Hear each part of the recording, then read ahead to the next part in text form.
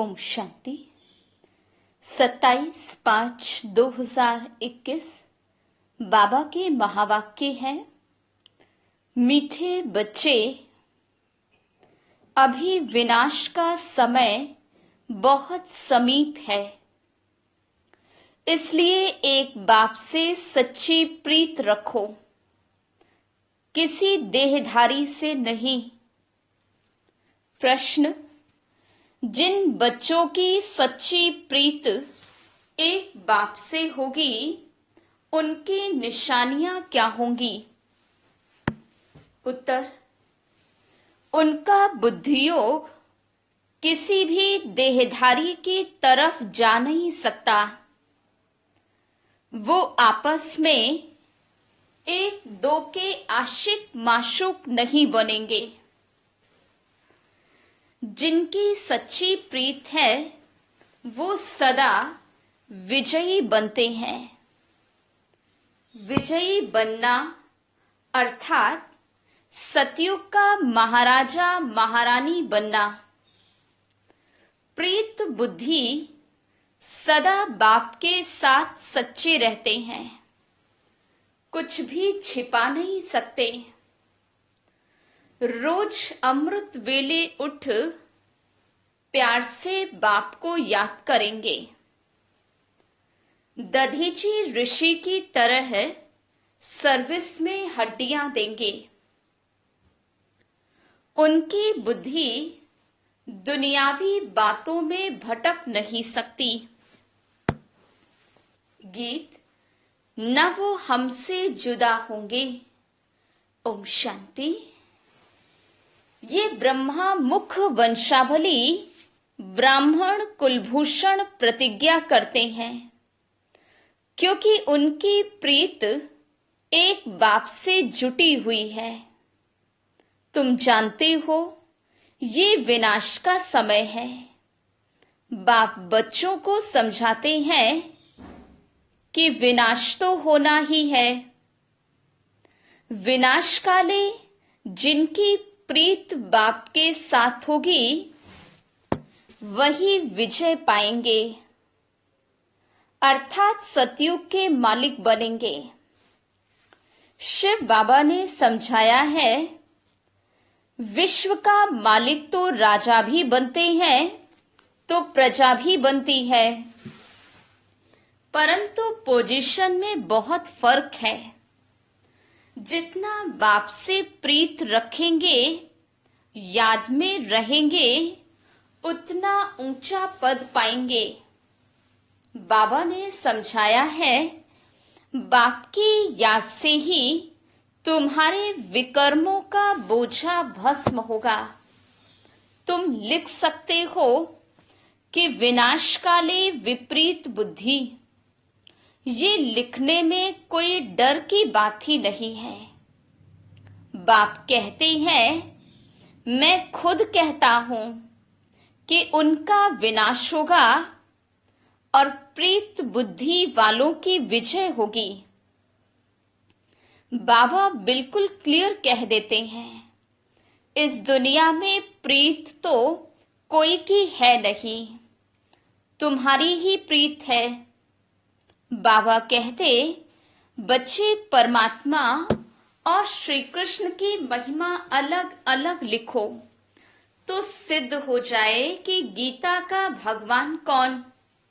ये तो जरूरी है ना। दूसरा बाबा समझाते हैं, ज्ञान का सागर पतित पावन परम पिता या पानी की नदियां, ज्ञान गंगा व पानी की गंगा। ये तो बहुत सहज है। दूसरी बात, जब प्रदर्शनी करते हो तो सबसे पहले निमंत्रण देना चाहिए गीता पाठशाला वालों को। वो तो ढेर हैं, उन्हों को खास निमंत्रण देना चाहिए। जो श्रीमद् भगवत गीता का अभ्यास करते हैं, उनको पहले निमंत्रण देना चाहिए, क्योंकि वही भूले हुए हैं और सभी को भुलाते रहते हैं। उनको बुलाना चाहिए कि अब आकर जज करो, फिर जो समझ में आए सो करना। तो मनुष्य भी समझे, ये गीता वालों को बुलाते हैं, शायद इन्हों का गीता पर ही प्रचार है। गीता से ही स्वर्ग की स्थापना हुई है। गीता की बहुत महिमा है, परंतु भक्ति मार्ग की गीता नहीं। बाप कहते हैं, मैं तुम्हें सत्य ही सत्य बताता हूं। मनुष्य जो अर्थ करते हैं वो बिल्कुल रॉन्ग है। कोई भी सत्य नहीं कहते, मैं ही सत्य बताता हूं। परमात्मा को सर्वव्यापी कहना भी सत्य नहीं है। ये सब विनाश को प्राप्त होंगे और कल्प कल्प होते भी हैं। तुमको पहली पहली मुख्य बात ये समझानी है। बाबा कहते हैं, यूरोपवासी यादवों की है विनाशकाले विपरीत बुद्धि। विनाश के लिए अच्छी रीति तैयारियां कर रहे हैं, परंतु पत्थर बुद्धि समझ नहीं सकते हैं। तुम भी पत्थर बुद्धि थे, अब पारस बुद्धि बनना है। पारस बुद्धि थे, फिर पत्थर बुद्धि कैसे बने हैं, ये भी वंडर है। बाप को कहा ही जाता है नॉलेजफुल, मर्सीफुल। बाकी जो अपना ही कल्याण करने नहीं जानते, वो दूसरों का कल्याण कैसे करेंगे। जो नॉलेज ही धारण नहीं करते, तो पद भी ऐसा पाते हैं। जो सर्विसेबल हैं, वही ऊंचा पद पाएंगे। उनको ही बाप प्यार भी करते हैं।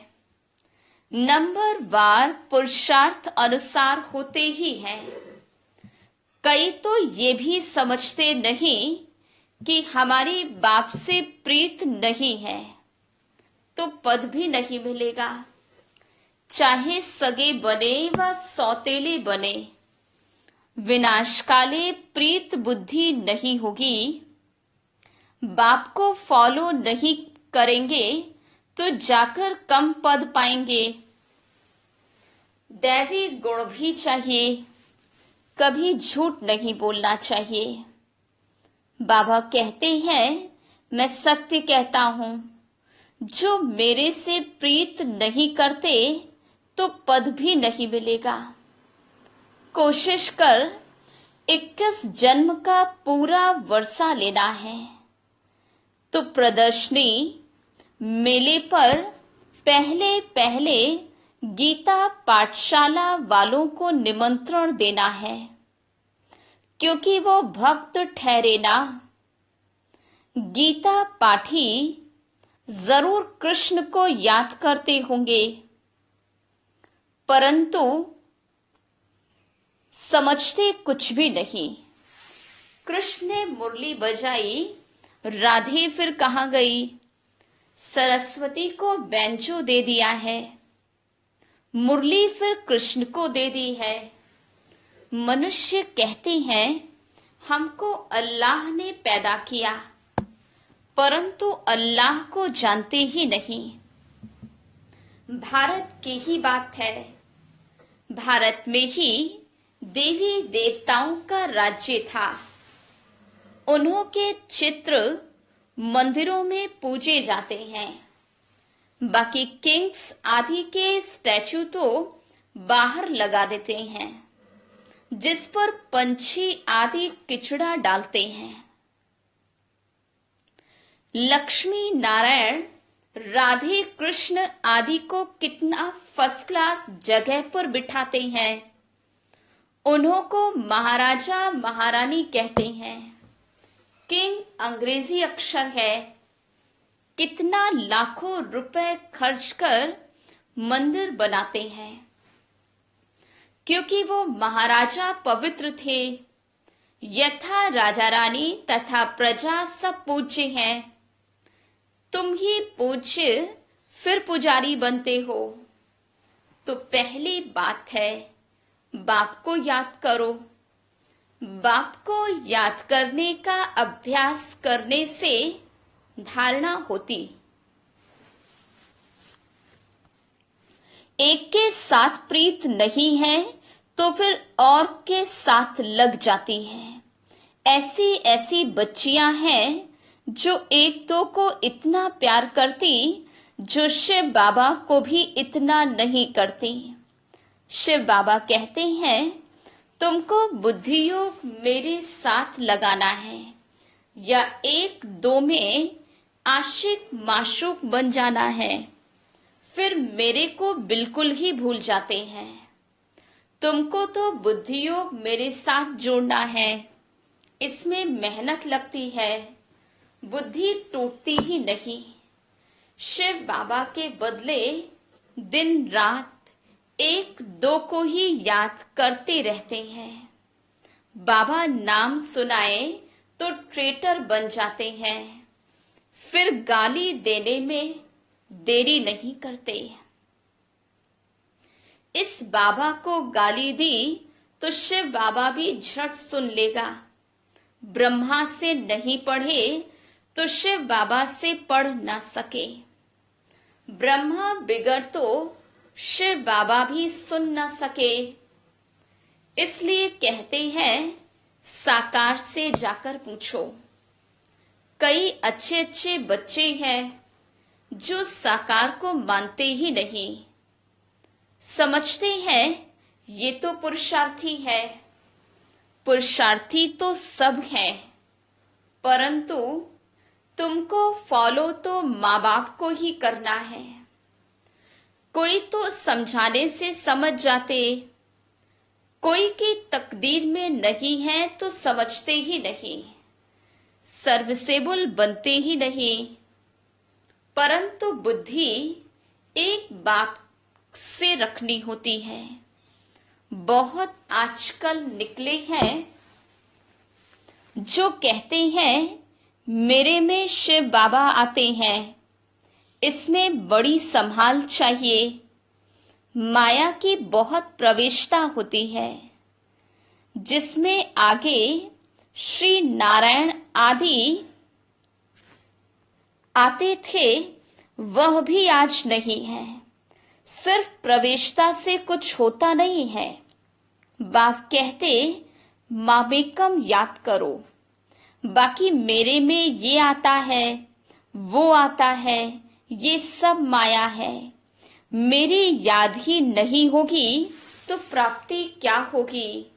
जब तक बाप से सीधा योग नहीं रखेंगे तो पद कैसे पाएंगे, धारणा कैसे होगी। बाबा कहते हैं तुम मामेकम याद करो। ब्रह्मा द्वारा ही मैं समझाता हूं, ब्रह्मा द्वारा ही स्थापना हुई है। त्रिमूर्ति भी जरूर चाहिए। कोई तो ब्रह्मा का चित्र देख बिगड़ते हैं, कई फिर कृष्ण के 84 जन्म देख बिगड़ते हैं, चित्र फाड़ भी डालते हैं। अरे ये तो बाप ने चित्र बनवाए हैं। तो बाप बच्चों को समझाते हैं भूलो मत, सिर्फ बाप को याद करते रहो। बांधेलियों को भी रणियां नहीं मारनी है। घर में बैठे बाप को याद करती रहो। बांधेलियों को तो और ही ऊंचा पद मिल सकता है।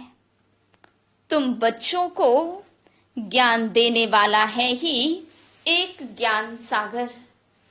स्पिरिचुअल नॉलेज एक बाप के सिवाय और कोई में नहीं है। ज्ञान का सागर एक परमपिता परमात्मा ही है, उनको ही लिबरेटर कहा जाता है। इसमें डरने की क्या बात है। बाप बच्चों को समझाते हैं, बच्चों को फिर औरों को समझाना है। बाबा कहते हैं मुझे याद करो तो सदगति को पाएंगे। सतयुग में है ही राम राज्य, कलयुग में नहीं है। सतयुग में तो एक ही राज्य है। ये सब बातें तुम्हारे में भी नंबरवार है। जिनकी बुद्धि में धारणा होती है, जिनको धारणा नहीं होती है, विनाश काले विपरीत बुद्धि कहेंगे, पद पा नहीं सकेंगे। विनाश तो सबका होना है, ये अक्षर कम है क्या?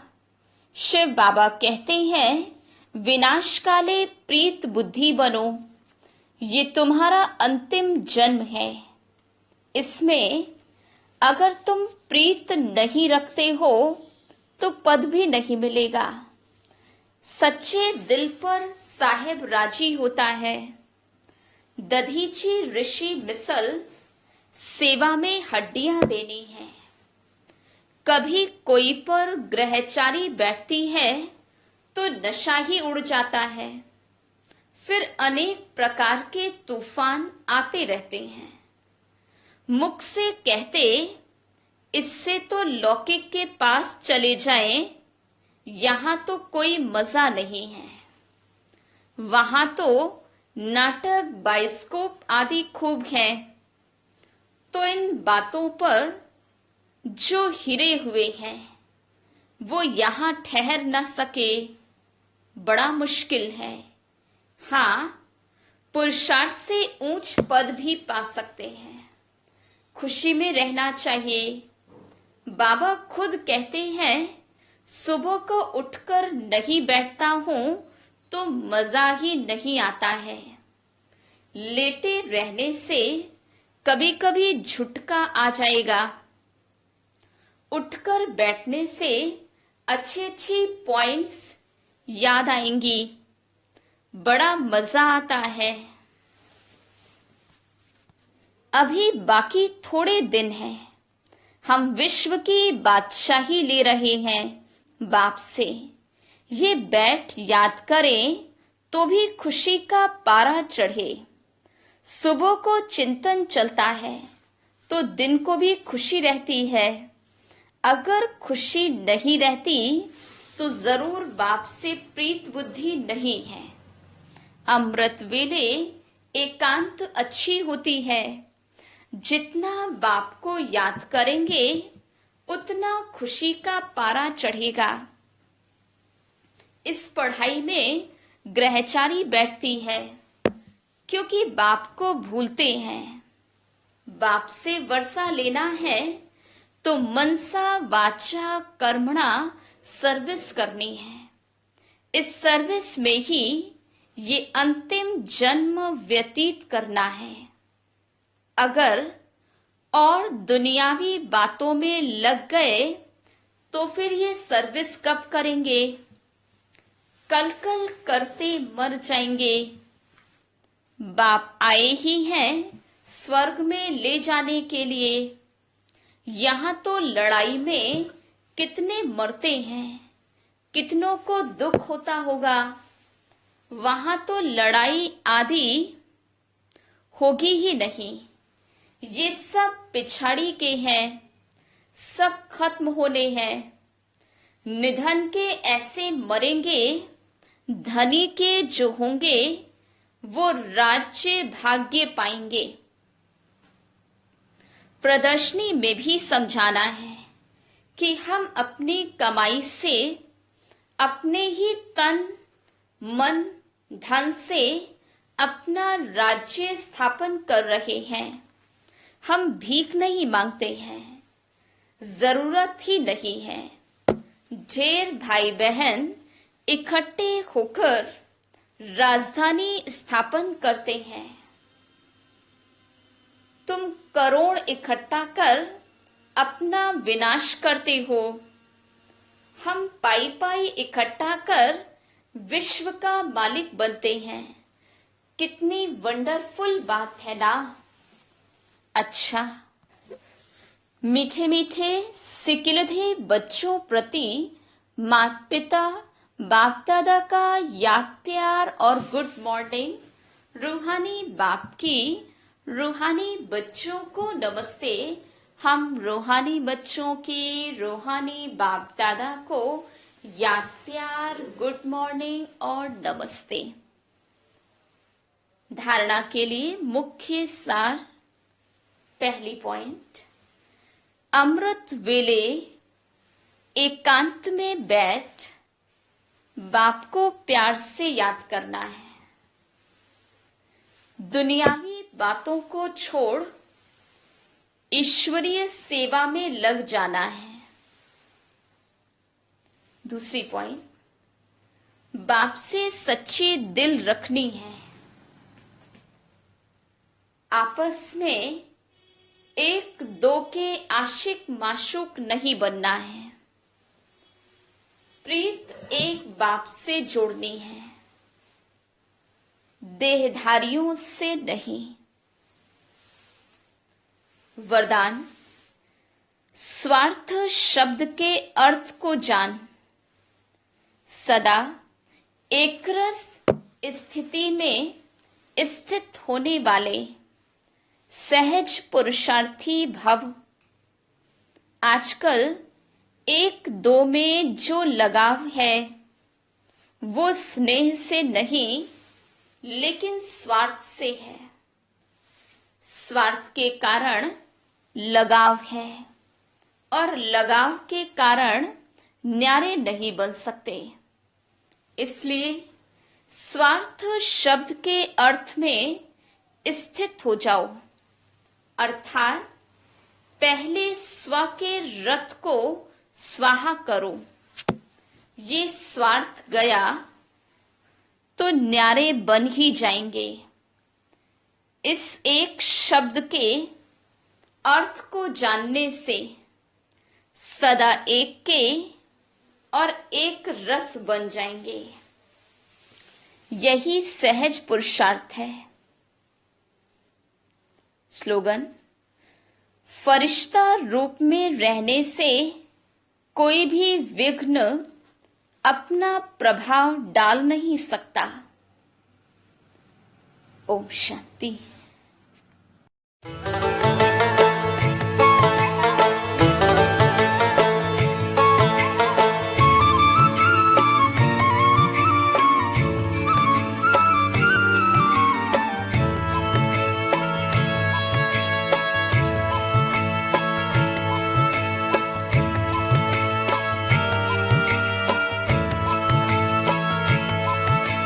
चलो मुसाफिर अपने घर, अब तो पूरा हुआ सफर। चलो मुसाफिर अपने घर, अब तो पूरा हुआ सफर। बुला रहा है वतन तुम्हारा, मुख का रुख अब करो उधर। अब तो पूरा हुआ सफर। चलो मुसाफिर अपने घर, अब तो पूरा हुआ सफर।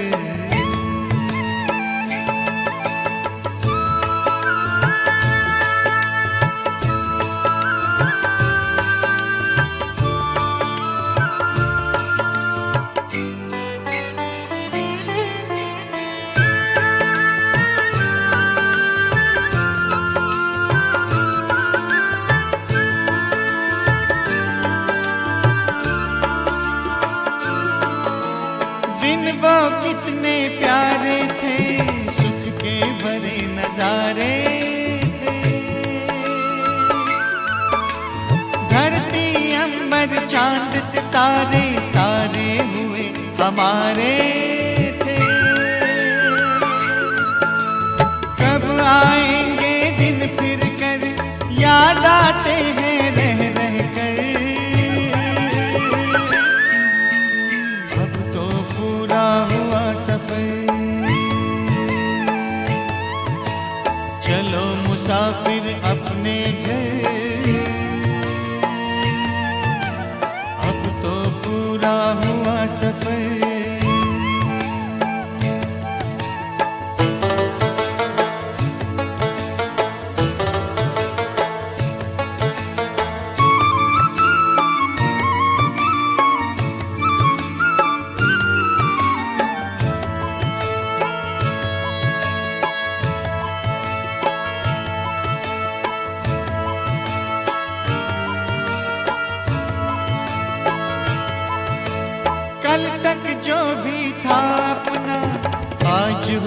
सारा सपना।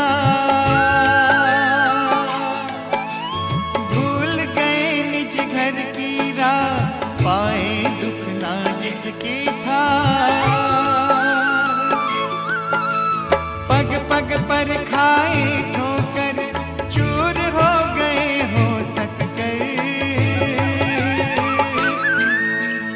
अब तो पूरा हुआ सफर, चलो मुसाफिर अपने घर। अब तो पूरा हुआ सफर।